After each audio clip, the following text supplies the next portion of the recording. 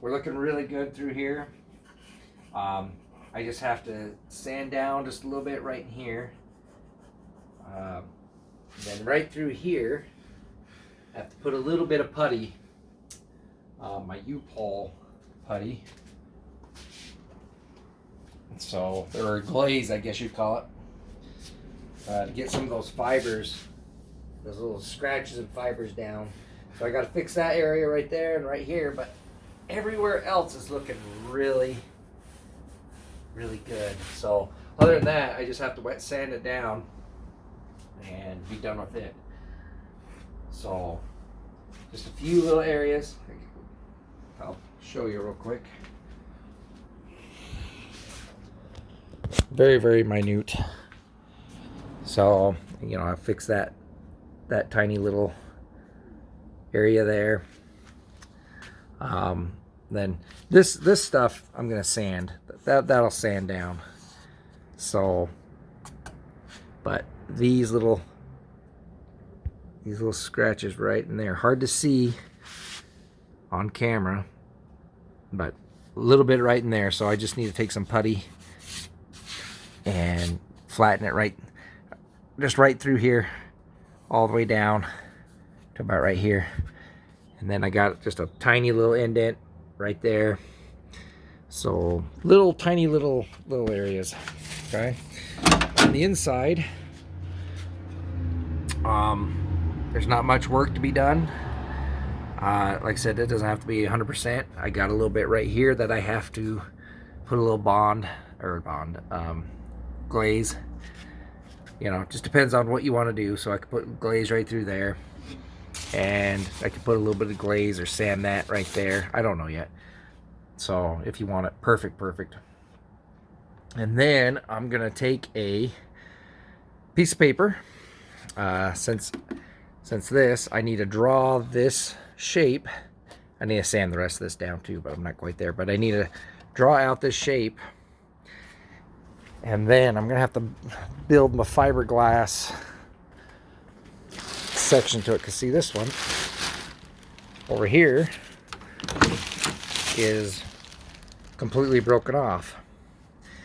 So I'm gonna have to build a little bracket for that, since it's gone, and it's been gone since I've owned this car. So I'll have to build that little bracket. So basically, I'm just gonna reverse it and build it all the way to there. So see how loose that is too. I'll have to fix this whole thing right through here. Yeah. So that's what I'll do with that. So now I know where I have to come up and draw, where I can build a new one through here. So basically I need to build it all the way out there, make a little hole, you know, and trying to get the same shape and design. So that's what we're gonna do.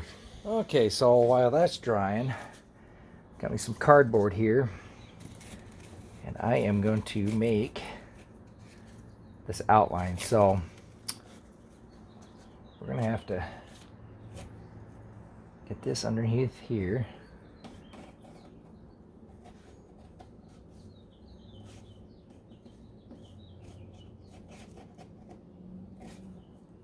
Okay.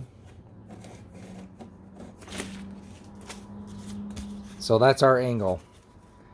All right. So then we cut along this edge, and now that'll give us our angle. So then this corner will go along there, and that should be able to make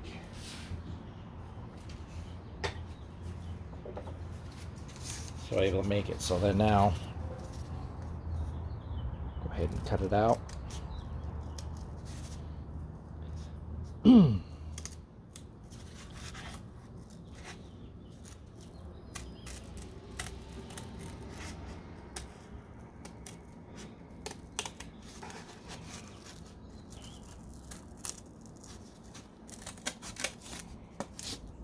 Okay.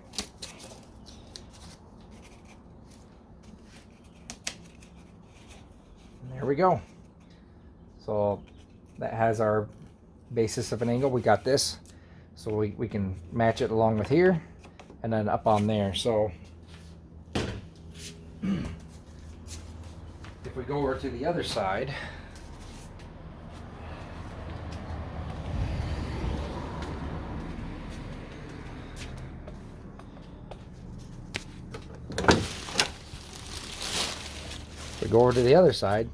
so now it's going to match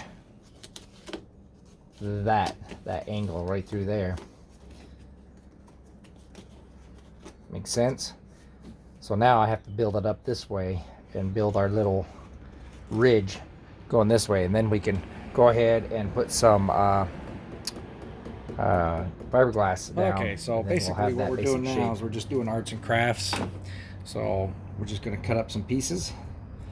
We're just going to eyeball them, and we're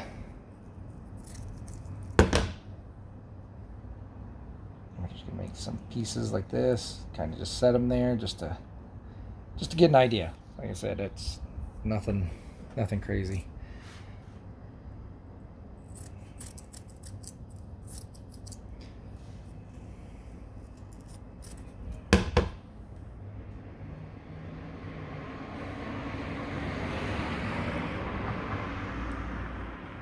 It'll be easier to set your first one down.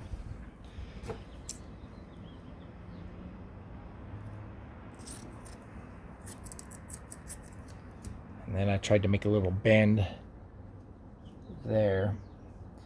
So that'll hold the fiberglass resin in for the most part. And then we have to build it up along the edge there. So that's going to be the hard part. So we're just going to cut off tiny little pieces, and we'll just kind of paste them up along as we go, and they'll stick to the tape, and that will create our initial bend. So that's why I was using tape. I'm doing this all dry first. That way, when I get the resin in, then I'll start sticking.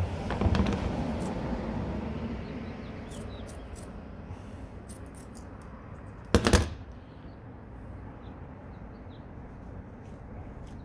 can kind of see the shape I'm making. And then I'll have to come back through once it dries again and remake that shape. And of course I'll have to flatten it out, make it nicer. There we go.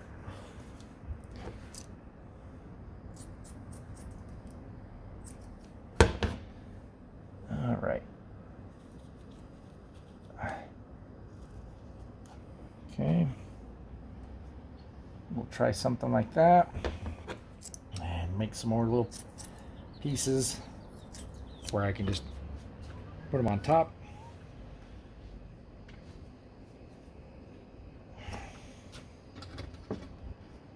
All right, put some hardener in there. I know you're supposed to go by ounces and grams and whatever.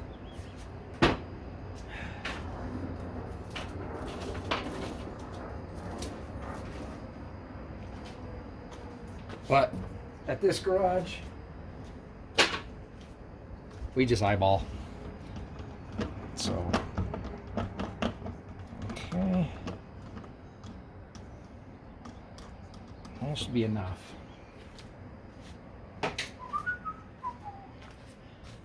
All right, let's kind of bring it up here a little bit. More of a flatter area. Okay, let's just go ahead and start. Put some resin down, just where we can get all this to stick.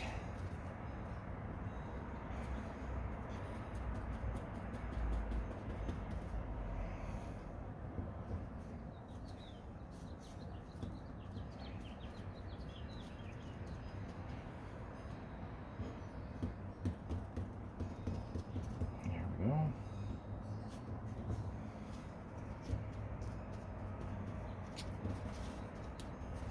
Yeah, I was hoping somebody had a piece over there, but it seems like nobody's wanting to give up any of their fiberglass or chop it up or anything. So nobody has any pieces to give me. Oh, so sad. Okay, so you can kind of see how you just have to tap it down in and it starts blending in. You want to get rid of all those little, looks like little air bubbles in between. And then of course we started with some resin up on the side here. Adding them in. And along the top here, start trying to form.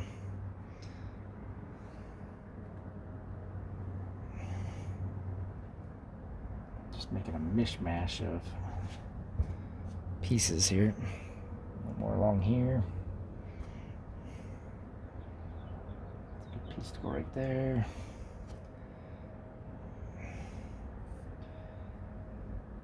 Just tear it apart, start putting it in areas.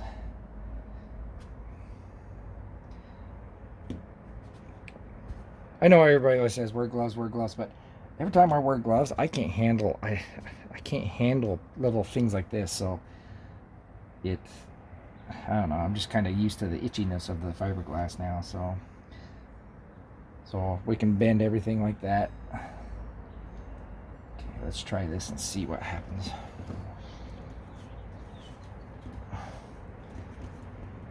So basically I form that. I'm going to move it back up, back into place.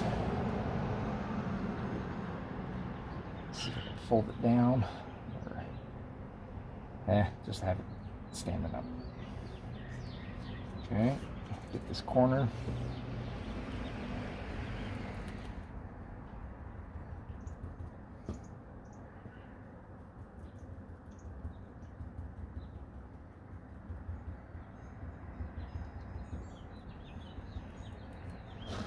Okay, let's get that to bend back up.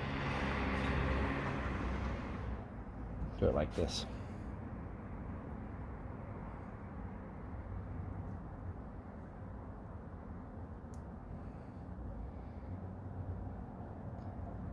That way, try and get that angle.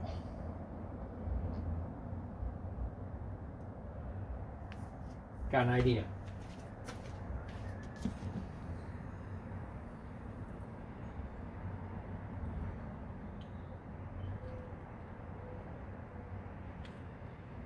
There we go.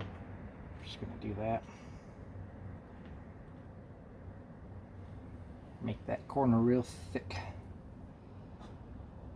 There we go. All right, we'll let that sit and do its thing. And we can kind of see we got the additional form, so we'll let that harden. And while we're letting that harden, we'll just come back over to the door and work on it because it's ready to go. One more thing before this completely dries.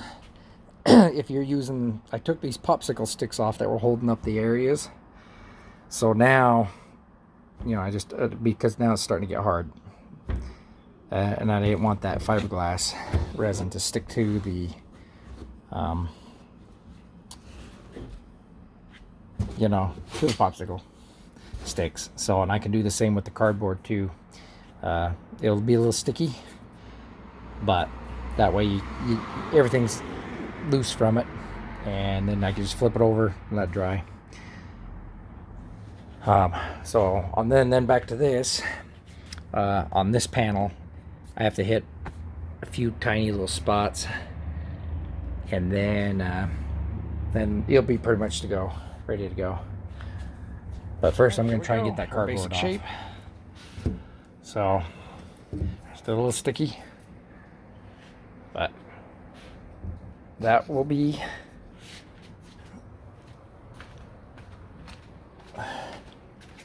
for this other side over here. So, and I got a lot of forming and, you know, whatnot. Some of these I need to get these nice and edges nice and straight, you know. But that, like I said, that's easy. I just take a file. I'll put a little more backing because I got to thicken this out. So I'm going to put a little more on the backing, and and then go ahead and just take a file and some other tools and straighten it out, flatten it out. So, but there's our piece. That's how you create a quick little mold. And yeah, but so we'll kind of measure the top. We'll kind of cut the top to where it needs to be, you know, according to kind of that spec there. And then we'll start fiberglassing. We got to make these corners first, you know, get these corners nice and flat and straight. But see, like these ones, see, they have that little bend in them. So that one's kind of sharp, that one's kind of sharp. So we're just going to use our imagination. No. But anyway, I'll put this over somewhere for someone doesn't, I'll put it right here for someone doesn't accidentally throw it away, take it off their garbage can. Okay, like I said, that's where I'm going to leave off right now. And then I'm just going to put a little more gel or glaze in those areas I missed. So then I'll wipe it down and it'll be ready for that sealer primer. Okay, so I just got to tape up down here and get that blocked off. And then what I'm going to do is I'm going to spray paint the primer this way first. Get to about halfway on that sealer primer. Kind of close the door just gently like this. And, you know, well, you know what? I'll do the door tomorrow. And then after that, what I have to do is let that primer sit. But while I'll spray paint this area right in here black and get this area done first. Because what I need is I need the door to be closed, you know. And so I got my little hitch there, so we just got to leave it open. So that's why I'm just going to, we're going to do primer this way first, get to there. Then, like I said, come back and spray paint that later on. Let's make sure I got that pipe cover. So let me finish taping that off, and then we'll spray paint black. Okay. The black sealer. So I'm just going to take some 800 and we'll do some wet sanding through here. Okay. So,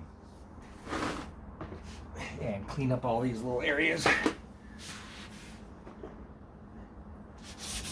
And we're going to have to wet sand the whole door 800 anyway, but I want to get all these little areas that I just sanded down, put the, what you would call it on, what is it called, the glaze. Oh my gosh, my brain's just not working today. Yeah, so anyway, I've been gone. Oh, I haven't been gone, I just haven't been doing nothing for the last weekend. A lot of stuff going on. Nothing in particular, just a lot of buggying around town, you know, and doing stuff like that.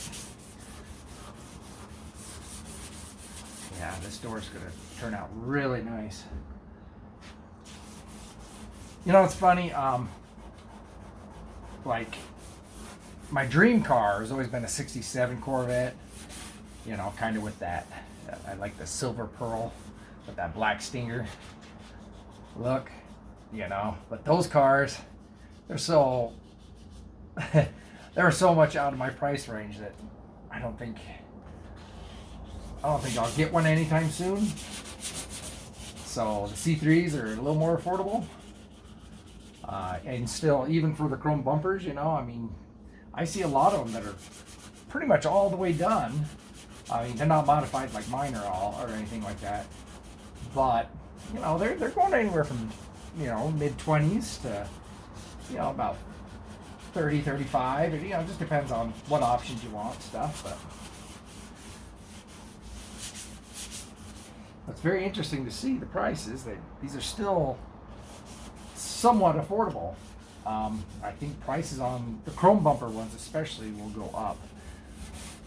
It was funny, people are talking about like how car prices and everything, you know, like, oh, there's going to be a used car price crash. And used cars, yeah, price crash. And I'm like going, I don't think so.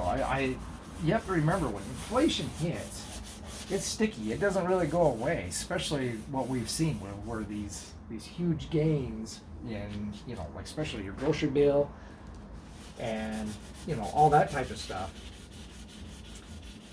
Once that sticks, prices really don't come down much. I mean, you'll get like the eggs and stuff, you know, stuff like that will come down, but for the most part, things aren't coming back down. So you really have to think that used cars are going to be, you know, a little more expensive. Just you have to think, because the parts alone to fix these cars and to maintain them and stuff, they're definitely not going down. So what I'm going to do is I'm just going to sand like right up close to this. I have to be careful not to go over. It's really almost perfect anyway.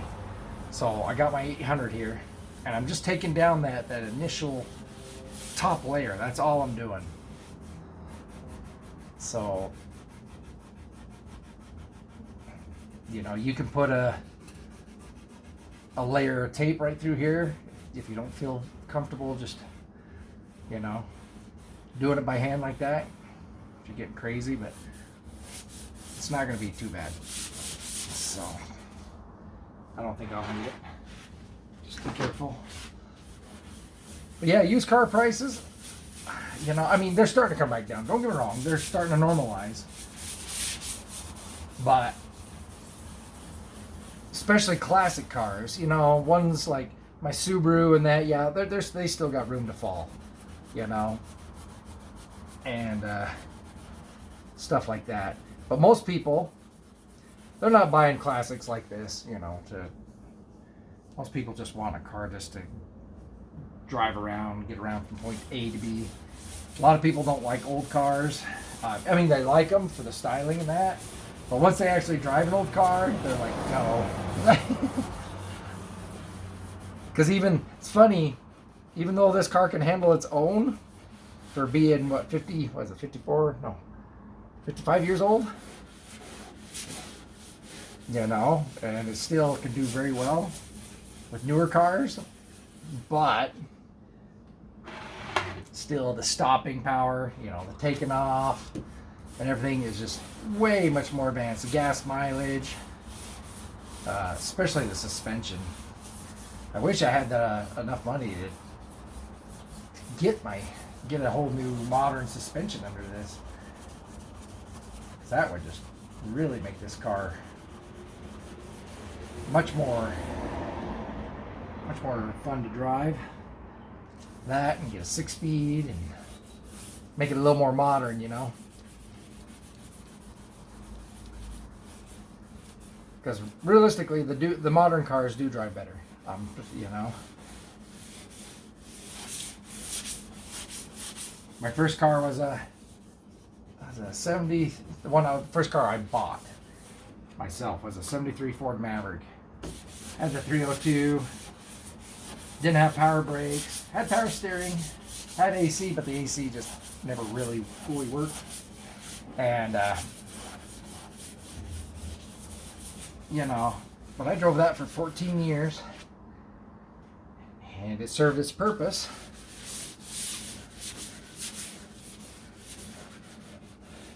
And it was a great car, but you know, I used it as a daily driver, but I had to give everybody room. You know, like car lengths. Someone in front of me, I gave him 3-4 car lengths. Because no power brakes and drum brakes, they'll lock up on you. You know, and so you just had to be prepared for, you know, you had to be more aware. And to tell you the truth, that probably made me a better driver in all, because these newer cars, I give everybody space and stuff now too, you know. But I can get a little more aggressive in the newer cars. So.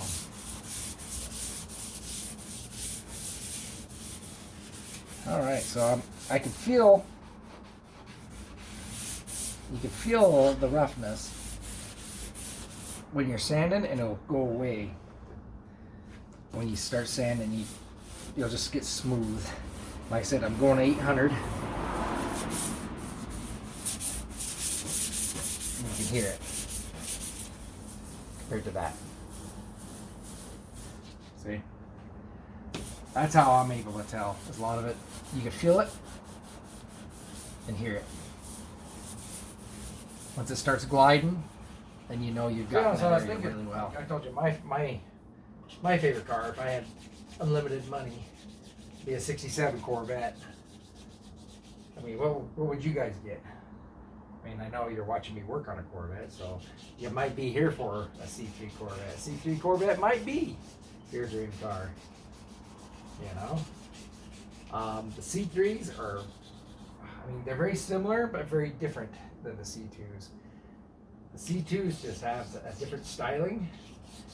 I think, like, if you want more of aggressive looking ones, you know, let's go for a C3. They just look more racy, more, I don't know, like a little more powerful, I guess you'd call it. But the C2s, they're just art. I'll tell you, they're just a piece of art. They look beautiful. Every time I see a C2, yeah, they're just beautiful. They really are. They really are just beautiful cars. Whoever designed, you know, the design team on the C2, they just hit it out of the ballpark. They really did. Are there some things I don't like about the C2? Well, yeah, the seating arrangement's a little bit tougher, especially for us tall guys. I don't really fit in them that well compared to a C3. Still not bad, but but that's why I changed out my seats too. I mean, the C3 seats aren't the best seats, that's for sure. You know, they just need a little more bolster, and they would have been probably a really good, nice seat. A lot of the later on the clamshell ones, I've never sat in the clamshell ones, so I can't say that. So I'm not sure about the clamshell later on. I think what a clamshell came in like 78. I don't know.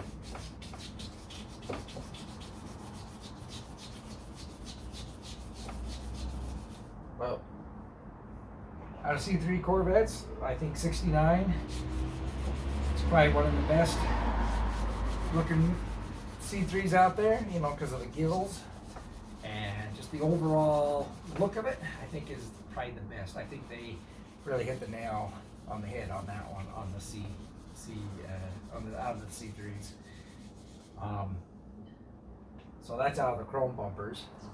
I like 72. 73 is an oddball because of that, you know, that back bumper is chrome and the front is, you know, no chrome. So I don't know, it's just my opinion. I don't like it, but some people do, you know. I really like 74s because I like the way the back bumper kind of looked on the 74s. It just kind of swooped down. 75 kind of changed. They had the bumperette things on the end. Didn't really care for those, for that look much. You know, it's kind of funny, like how they had a great design, but then what's it called? Is it EPA or whoever the car manufacturer said nope, can't. You know, have to be more safe and all this, and so they had to just go and redesign the, you know, all these parts, which was kind of funny. Because, you know, if they didn't have to do that, they would have went chrome bumper through the whole run. Well, maybe not the whole run, but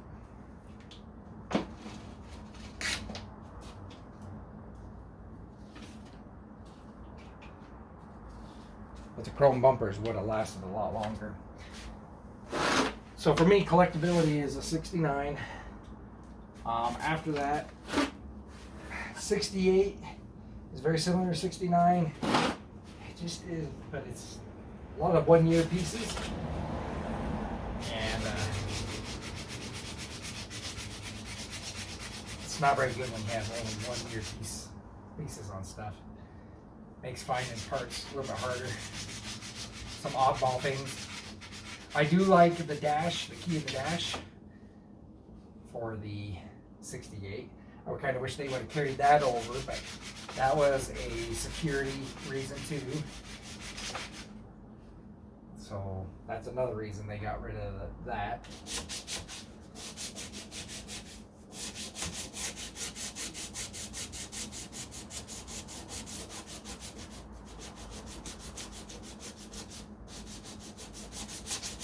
But they sure did a good design through the C3s. I think it worked out real well. It was a nice long run, but that was more, like I said, what was going on with the economies, the 70s, what was it, oil embargo and stuff like that. So it made sense, you know. I mean, you know, and we got the C4 out of it. I'll tell you the truth, I like the C4. I like the C4s a lot. More towards maybe 93 through 96, the end of the run. I like 81 and 82 Corvettes. I think that's, they kind of knew where they were going, you know, design-wise after that. And that definitely has that own feel. You can tell the difference between a 60s, like this one, and an 80s.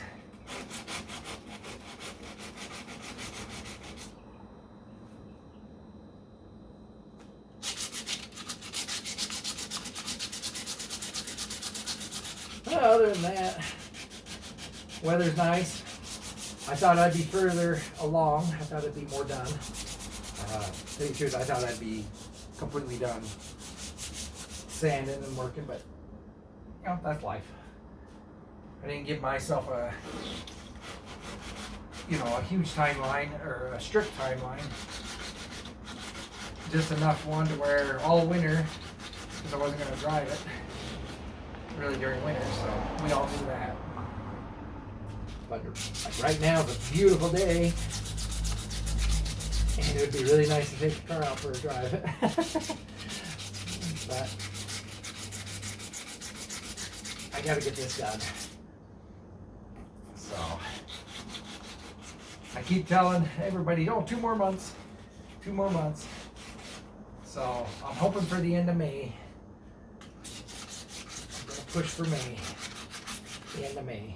See, April, May, maybe June. June might be a little too hot, you know. That's why I want to try and get this done before it gets too hot. I'll definitely have it done for next fall though, so I'll be able to put some good miles on it during fall.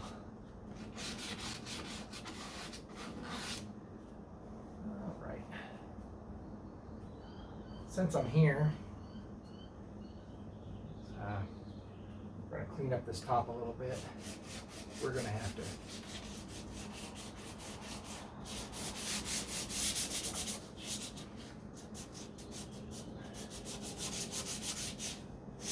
put it right there.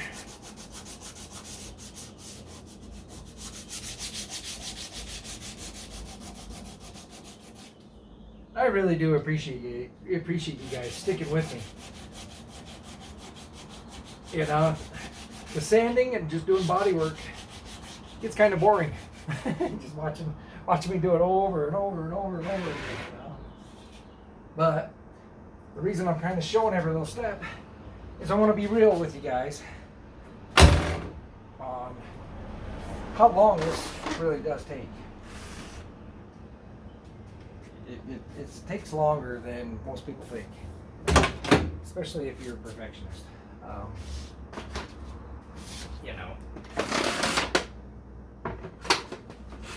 and it kind of gives you an idea if when you take it to a body shop, how long it could take at the body shop to get everything done and processed and cleaned up, you know.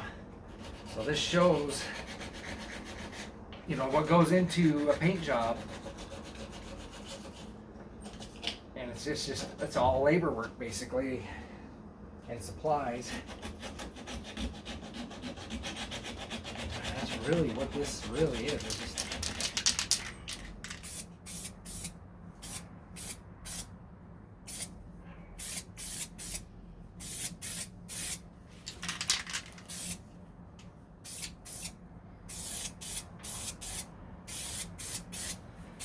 kind of hard to get that angle right through there. So I'm always trying to get the edges and corners and stuff first.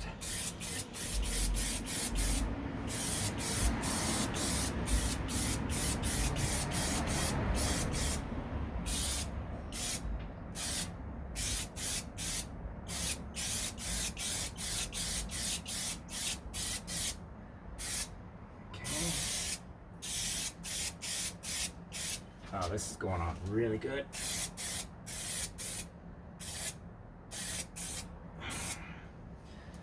Okay.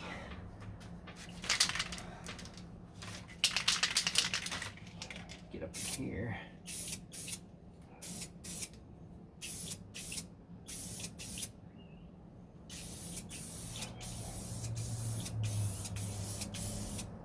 Awkward angle.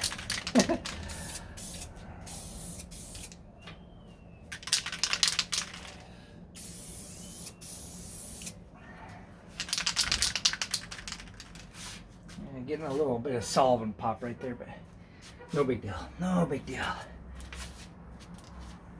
I think the solvent pop is basically from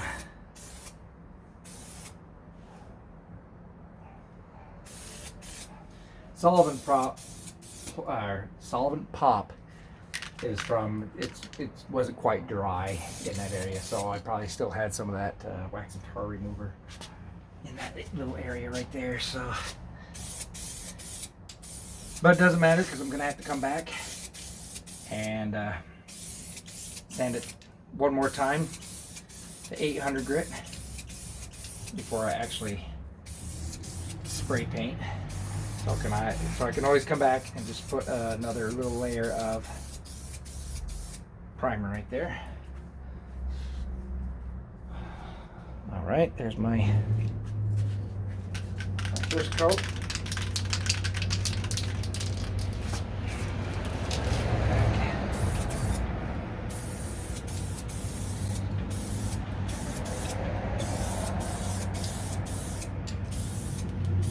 The corners and all the little nooks and crannies first.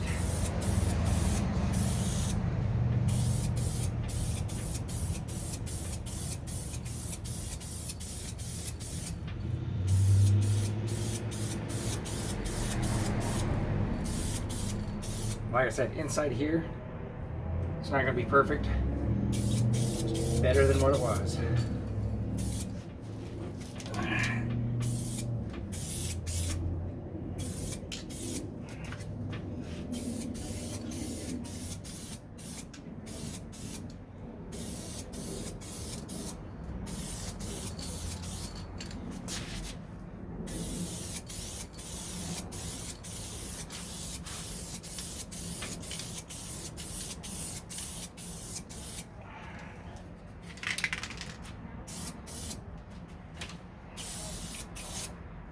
And I'll be getting a new top one day also. This top has a little bit of a rip in it. So, like I said, it's not that.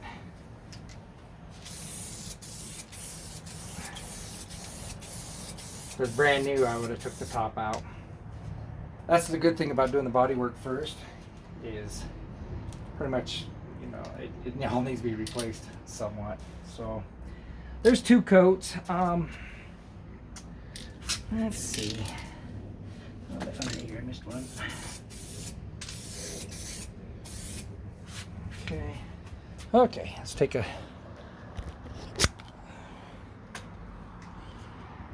All right, let's take a look at it. So you can see that solvent pop. I'll sand out. Now, if that was my paint, I'd be pissed. But yeah, so you can kind of see. It's not perfect, but you know, who's going to open up my door and go, oh, look at that little spot. So, some solvent pop. You can see, yeah, we're getting a little bit of solvent pop. But like I said, another 800 quick sand over that. I'm more worried about my corners, but my corners look okay. And up in here is what I was more worried about. And that turned out pretty good. So, we're just going to let it be. And, yeah, one step closer. And then we'll have to take this off. Once I do this, I'm going to do this door first. And do the same thing, get out to here. And, oh, and paint, I'm going to actually paint it black in the, you know, in the door wells. And get that to match. And a little bit along here too. And then when I actually paint, you know, this will be on, everything. Well, I'm going to paint this separate. So, because I think that's going to be too much of a pain in the ass to try and reach around the seats and whatnot. So, and I'm going to take it off and I'm going to clean up everything, replace anything that needs to be replaced and whatnot. All right, so looking better. One step closer, and then that's where I know I need to go from here and work the rest. And then when I get back to here, I'll take the chrome off and finish up the back. So this is the hardest part left, was the doors, getting the doors done.